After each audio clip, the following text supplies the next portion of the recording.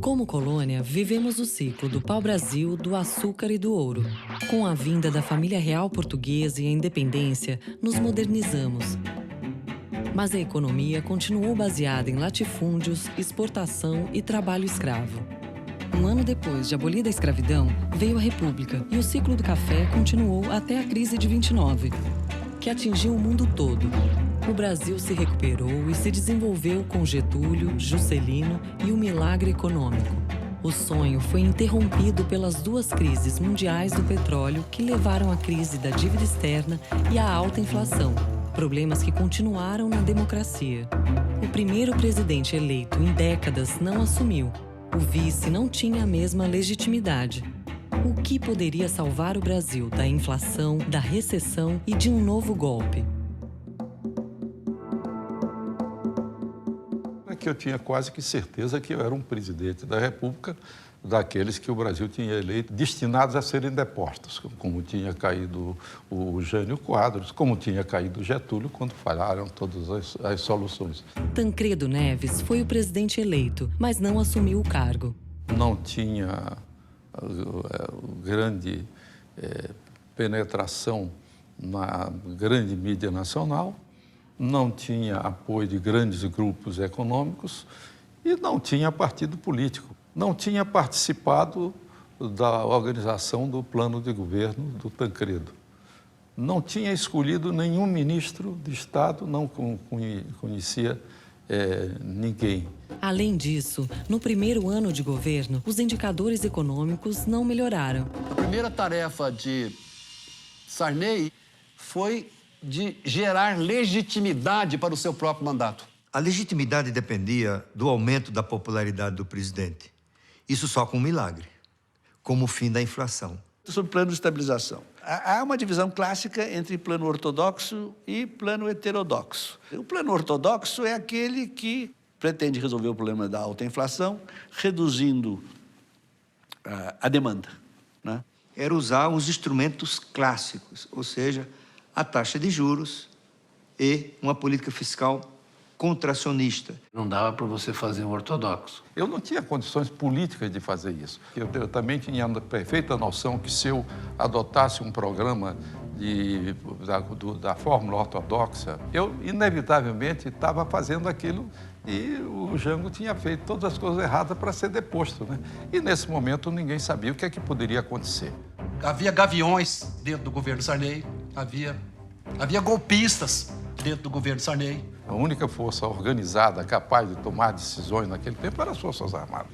E de qualquer maneira, plano ortodoxo não seria a solução. Na realidade, nós estávamos diante de um problema muito mais sério. É muito diferente de uma inflação que acontece por um fenômeno de mercado puro e simples.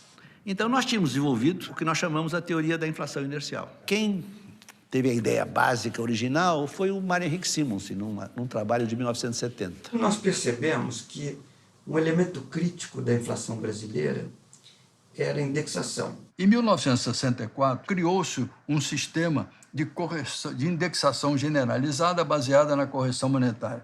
No Brasil, a indexação começou com a correção monetária de impostos e financeira. A indexação salarial veio por tabela, por consequência. Já que os impostos são indexados e os rendimentos financeiros são indexados, é justo que os rendimentos de trabalho também o sejam. Isso daí passou para a taxa de câmbio, daí passa para o preço da energia e depois passa para o preço da gasolina. Quer dizer, a correção monetária é uma panaceia, né, que ajuda a conviver com a inflação. Então a correção monetária parecia assim um ovo de Colombo. Ótimo. Para que lutar contra a inflação? Eu vou me aliar à inflação. Mas, do outro lado, ela cria enormes distorções. Quer dizer, é como se fosse um remédio extremamente forte, não é? Quase uma droga que você toma para poder conviver. Depois de algum tempo, todo mundo começa informalmente também a fazer isso. Então, isso é a chamada inércia inflacionária, né?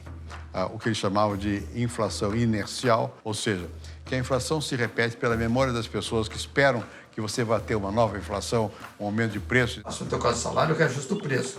Se reajusta o preço, aumenta o aluguel de novo, e assim por diante. Ficava uma cadeia, né, que não parava nunca, porque ninguém podia parar. A metáfora para captar bem é o que acontece em jogo de futebol. Né? Se um levanta, os outros levantam. No final, porque vários levantaram, os outros levantam. No final está todo mundo de pé. E, na verdade, a qualidade de visão é a mesma que se tivesse todo mundo sentado. Mas ninguém tem incentivo individual para sentar. Então, isso aí produziu a inércia que foi levando a inflação para cada vez patamares mais altos. Ela nunca caía, ela sempre subia. Porque ela já traz o acúmulo da inflação que já vem do outro mês. E ela só vai se somando. Então, as pessoas começaram a corrigir preço e salário de forma aleatória. Quanto mais a inflação subia, mais rápida era a correção monetária. Os prazos de indexação eram reduzidos. Então, de ano em ano, de 6 em 6 meses, depois é 3 em 3 meses. Todos os meses, todas as semanas. Nós chegamos a ter, eu lembro disso, taxa de juros de 1% ao dia. O sistema de indexação do Brasil tinha tornado a inflação brasileira única em todo o mundo. Inflação sem correção monetária é uma coisa, inflação com correção monetária é outra coisa. Ora, quando isso acontece, você pode fazer a austeridade que você quiser fazer, que a inflação continua bela e formosa. Então, como é que eu vou acabar com isso?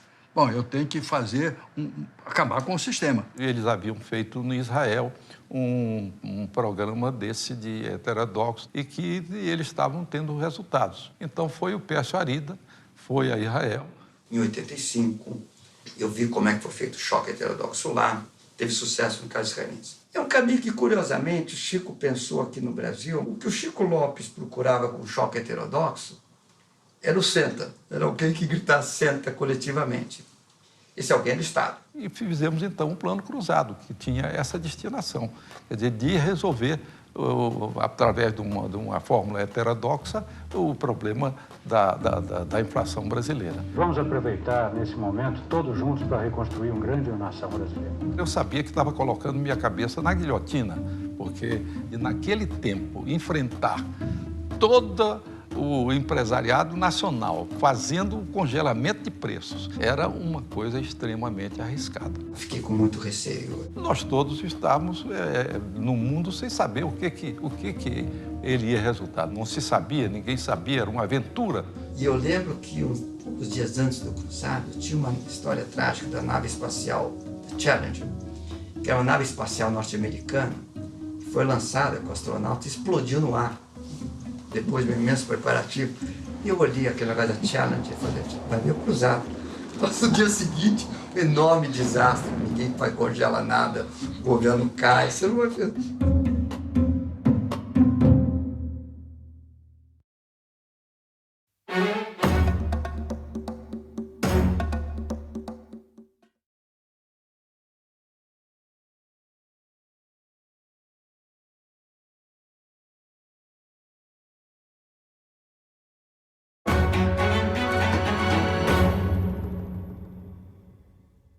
O Plano Cruzado foi lançado em fevereiro de 86.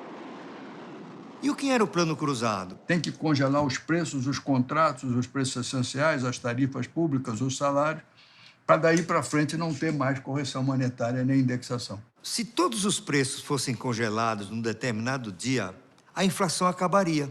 E acabou.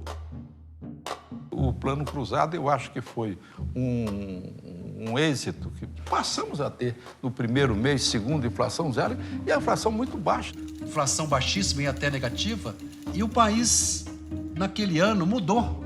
A queda súbita da inflação produziu uma confiança nova. Foi um deslumbramento, porque a gente via que o dinheiro no dia seguinte valia a mesma coisa, depois valia a mesma coisa. As pessoas viram que a felicidade podia estar lá. A moeda podia ser estável. Os salários aumentaram, as vendas aumentaram, estava todo mundo feliz, né? Eufórico quase. Os consumidores iam às compras, os bancos se sentiam encorajados a emprestar e o consumo aumentava rapidamente. Até remédio para dor de cabeça desaparecia na farmácia, né? Teve um crescimento acelerado da economia brasileira. E a economia disparou.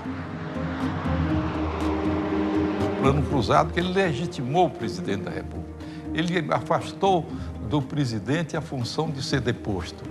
Durante o Plano Cruzado, o presidente Sarney bateu recorde de popularidade. Um presidente que era criticado, atacado por ter vindo da ditadura, de repente viu a sua popularidade passar de 80%. O povo, no momento em que aceitou ser fiscal do presidente, assegurou o êxito desse programa. Tabela na mão, o Brasil no coração, a vitória estava assegurada. Na hora que chegava a tabela, todo mundo ia com a tabela para o supermercado. Quando o fiscal do Sarney dizia, eu sou fiscal do Sarney. O consumidor se sentiu com a tabela com muito poder na mão, né? Porque, assim, o governo deu para ele uma tabela, para você vai ser o cara que vai fiscalizar esse preço. A popularidade permitiu que a recém-nascida democracia começasse a arrumar as finanças públicas. Nós fizemos naquele tempo no Brasil uma coisa que mudou o Brasil completamente até hoje e que pouca gente fala, que foi o problema de nós organizarmos a parte fiscal do país. Olha, é tão complicado contar isso porque, primeiro, era muito desorganizado, ninguém sabia muito bem. Porque era tanta confusão. Era uma confusão muito grande. Essa coisa foi muito mais complexa do que parece. Se você tinha uma desordem fiscal absoluta... O Brasil não conseguia controlar a inflação, entre outras coisas, por causa desse tipo de problema. Quando eu assumi o governo, nós tínhamos 4 orçamentos. O orçamento monetário, o orçamento fiscal, o orçamento das estatais e o orçamento da Previdência. E só um orçamento, o da União, era aprovado pelo Congresso Nacional. O orçamento da União, o orçamento tradicional, ele continuava lá, as despesas de funcionário, as despesas públicas, os investimentos de projetos públicos continuavam. Então dava uma falsa ideia de que as finanças públicas no Brasil eram uma maravilha, porque o orçamento federal, incluindo o pagamento de juros, era equilibrado. A ordenação da política monetária, que era basicamente a política de crédito, esse passou a ser controlado pelo orçamento monetário. Então, essas operações de interesse público, que não estavam no orçamento federal, eram realizadas ao abrigo deste orçamento monetário. Um orçamento artificial, não aprovado pela sociedade, nem pelo Congresso Nacional, de volume, cifra maior do que o próprio orçamento convencional. Eu acho que falar que, nesse período, o orçamento monetário era 70%, 30% o orçamento aprovado pelo Congresso, não está muito longe da realidade. Talvez até pior. O chamado orçamento monetário era a conta de movimento. A conta de movimento era, na verdade, um orçamento paralelo. Era um cordão umbilical que ligava o banco, a maquininha de rodar dinheiro do Banco Central ao Banco do Brasil. Quer dizer que o Banco Central, o dinheiro do Banco Central era usado através do Banco do Brasil para gastos públicos. De modo que todos os programas de fomento eram feitos através do Banco do Brasil. O Banco do Brasil só funcionava para isso. Aquela conta o governo sacava, fazia o que queria e também ela servia para não ter a responsabilidade fiscal. O Banco do Brasil operava sem limite de caixa, digamos assim. Ele ia emprestando sem necessariamente ter a captação de recursos. Tá? A conta de movimento do Banco do Brasil, que era um poço sem fundo. Seguinte, o Banco do Brasil tinha uma conta conjunta com o Banco Central.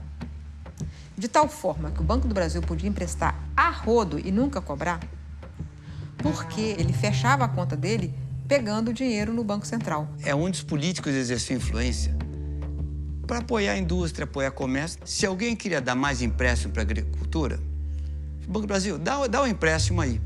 Pronto. Tão simples quanto isso. Empresta. No final do dia, o que faltar no seu caixa, você vai lá e debita na conta de movimento.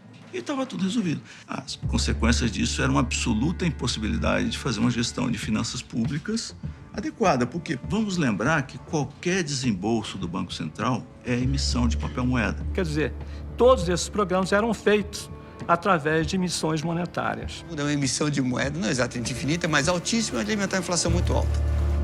O orçamento monetário era muito determinado por ele e pelo ministro da Fazenda. Quem mandava era realmente o ministro da Fazenda.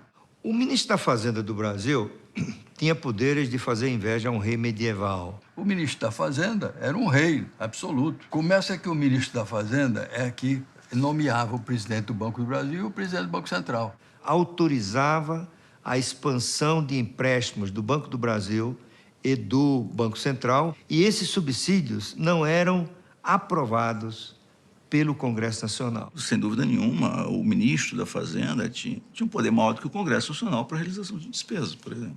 Tinha o poder de ampliar gastos ilimitadamente. Às vezes a pessoa fica pensando, aí veio o governo militar, então o Castelo Branco assumiu tudo. É engano. Quem mandava no governo Castelo Branco era o Bulhões na Fazenda, o Roberto Campos no Planejamento. Aí sai o Castelo Branco, entra o Costa e Silva. Aí vem o Delfim. Aí quem manda no governo é o Costa e Silva? Não, quem manda no governo é o Delfim. Vem o Médici. Não, o Médici é durão, o Médici manda, comando, não mandava nada. Não, imagina se o Médici tinha algum comando sobre a política econômica. Era tudo na mão do Delfim. Veio o Geisel não mandava nada. A parte econômica, nada. Mandava o Mário Simons. Sai o Geisel, volta o Delfim, volta o Galvez. Não mudou nada. O Figueiredo até reclamava. Vocês têm muito mais poder do que eu. É assim mesmo, presidente. Mais poder do que a rainha da Inglaterra, muito mais. Mais poder do que o presidente da República, eu acho que também. Mas tinha uma coisa mais terrível, que era o Conselho Monetário Nacional. O Conselho Monetário Nacional se sentava na mesa para decidir todo mês vários programas, vários gastos públicos. O Conselho Monetário, naquele momento, tinha uma composição assim, de 20, 30 componentes. Você tinha o Ministério da Fazenda, o Banco Central, o Banco do Brasil, um representante do governo, um dos sindicatos patronais, outros sindicatos trabalhistas. Os empresários de todas as áreas, os banqueiros, o empresário do setor industrial. Todo mundo com voto, hein? Eu tenho 10 anos da minha vida como membro do Conselho Monetário Nacional. Isso na década de 80. O Abílio Diniz, de supermercado, Pedro Conte, tinha um banco que decidiam sobre o futuro do sistema financeiro brasileiro. Igualdade de voto com o Banco Central. Eles participavam de uma mesa na qual se decidia aumentar o gasto público para eles, em benefício deles. E foi neste momento que o poder de decidir sobre os investimentos sem a participação dos representantes do povo terminou. Foi uma luta enorme, que foi acabar com a conta movimento entre Banco do Brasil e Banco Central. Foi o ano de 84, uma iniciativa que foi tomada no tempo que o Maílson era o secretário-geral do Ministério da Fazenda, o ministro era o ministro Hernani Galvez. E foi uma luta da qual o Maílson participou muito, e teve um protagonismo muito grande na luta para acabar com a conta de movimento. Era para terminar com a conta de movimento, para melhorar o controle fiscal. Acontece que havia no país muitas pessoas que não entendiam ou não queriam entender. O que acontece é que, de novo, há uma pressão política muito grande para não implementar essas medidas. Mas o ministro Dilson Funaro conseguiu. Corria uma reunião na sala do ministro Funaro, eu era o secretário-geral. Estavam presentes vários diretores do Banco Central, inclusive o André Lara Rezende, o Luiz Carlos Mendonça Barros, o Beluso. O presidente do Banco do Brasil liga para o ministro Funaro, comunicando o excepcional resultado do Banco do Brasil e, por consequência, um recolhimento que certamente, à época, devia representar, no mínimo, uns 30% do recolhimento total de pessoa jurídica no Brasil. No final do dia, aquele dinheiro que ele usou para pagar o imposto de renda foi sacado da conta de movimento. Então, houve uma indignação generalizada na mesa. E aí que surgiu aquele... Vocês sabem o que precisa ser feito? Sabemos, precisa acabar a conta de movimento. Então, tá com as coisas prontas? Tá. O ministro Funaro, que era uma pessoa muito impulsiva e muito corajosa, o ministro Funaro, não, então vamos acabar. Foi quando finalmente acabou a conta movimento. Foi dado o primeiro passo que levou à Lei de Responsabilidade Fiscal. As relações entre o Banco do Brasil e do Banco Central são saneadas e o Banco do Brasil deixa de mandar na política monetária. Mas aquilo foi feito em conjunto com a unificação do orçamento, ou seja, todas as operações de responsabilidade ou de interesse público saem do chamado orçamento monetário. E todas as contas foram incluídas no orçamento único, aprovado pelo Congresso Nacional. O orçamento passou a fazer refletir os gastos efetivos do governo. o ministro da Fazenda perdeu o poder de mandar fazer despesa sem autorização legislativa. Então você vê que o quanto é importante você ter as condições políticas necessárias, e foi no uso desta popularidade que nós conseguimos implementar essas medidas. Institucionalmente, foi um período que se avançou muito. Mudamos a composição do Conselho Monetário Nacional. O Banco Central do Brasil, um caso único no mundo, tinha uma diretoria de fomento agrícola. E passou a ser um banco central clássico, com responsabilidade de preservar a estabilidade da moeda e do sistema financeiro. É importante também a separação clara das funções de Banco Central do Tesouro. Você certamente conhece a expressão, deve ser por conta da viúva. O Tesouro Nacional era uma viúva que não sabia bem onde é que aplicava os seus dinheiros, e chegava lá alguém dizendo libera, libera, libera, e ela não entendia do assunto. Foi daí, então, e com ajuda extremamente importante do Pedro Parente, criamos a Secretaria do Tesouro. O Tesouro Nacional deixou de ser um órgão virtual. E é o momento também que a gente começa a desenvolver um sistema de gestão financeira e contábil para o governo federal que ele não tinha antes. Criamos o CIAF. Sistema Integrado de Administração Financeira do Tesouro Nacional. Foi um sistema totalmente integrado de execução orçamentária, financeira e contábil para o Tesouro Nacional e todas as unidades do governo federal em todo o país. O fim da conta de movimento, a criação da Secretaria do Tesouro Nacional, a unificação orçamentária, a criação do CIAF, tudo isso proporcionou um quadro de organização das finanças públicas que foi fundamental para que, no momento seguinte, você pudesse fazer a estabilização da economia do país. O desenvolvimento econômico, isso já foi escrito, ele só pode existir se nós tivermos instituições fortes para que a economia possa inteiramente funcionar. Havia tanto a mudar que era necessário uma nova Constituição. O Plano Cruzado possibilitou a convocação da Constituinte, porque se nós não tivéssemos aquele apoio popular que tivemos, nós não teríamos condições de fazer uma Constituinte. O povo escolheu o Congresso Constituinte, mas antes mesmo que assumissem, o Cruzado fracassou. 8 meses depois do lançamento, o Plano Cruzado já é um fracasso oficialmente reconhecido. Um mês depois, nasce o Cruzado 2. Quando chega no final do ano, né? A coisa desmorona. Sai aquela fase de esplendor do Cruzado. A inflação retoma com grande violência. E ele durou 9 meses e voltou ao 2 dígitos depois de 9 meses. As empresas começam a ir à falência, os estados da federação começam a ir à falência. E aí mergulhamos numa crise de crescimento. Abaixo tem um ano até de crescimento negativo, né? O plano devia ter dado certo. Entretanto, foi um fracasso. Por que não deu certo o Plano Cruzado? Por muitos motivos. Primeiro, havia a concepção de que o plano era recessivo, que era uma coisa errada, já que ele depois mostrou que era um plano consumista, né? Teve uma onda de compras e foi o que produziu o desabastecimento também. Com o fim súbito da inflação, a demanda subia de elevador e a oferta de escada. Era preciso complementá-la com as importações. Mas o Brasil era uma economia fechada. Então faltava mercadoria e havia pressão para o aumento de preços. Outra razão era o desequilíbrio de preços. O João aumentava seus preços no dia 1º do mês, o Antônio no dia 10 do mês e a Maria no dia 20 do mês. Quando você breca de repente a inflação, tem o sujeito que acabou de reajustar o preço. Esse está feliz, que ele reajustou no pico. Sabe?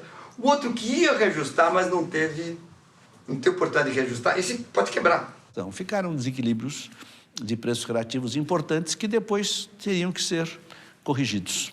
E aí, quando você corrige os preços relativos, né, você tem inflação de novo. E é possível o Estado arbitrar. Eu congelei todos os preços, mas o seu tem que diminuir e o dela tem que aumentar. Não consegue fazer. A economia é complexa demais para esse tipo de administração. Era insustentável. Começou, então, o descongelamento de preços, o que fez com que a inflação voltasse de maneira muito virulenta. Foi muito traumático para mim, mas, ao mesmo tempo, enorme aprendizado de ver um plano de estabilização dar errado.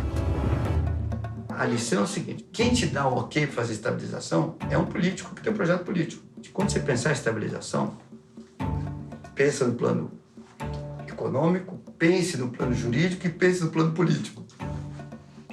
Que é um projeto antes de mais nada político.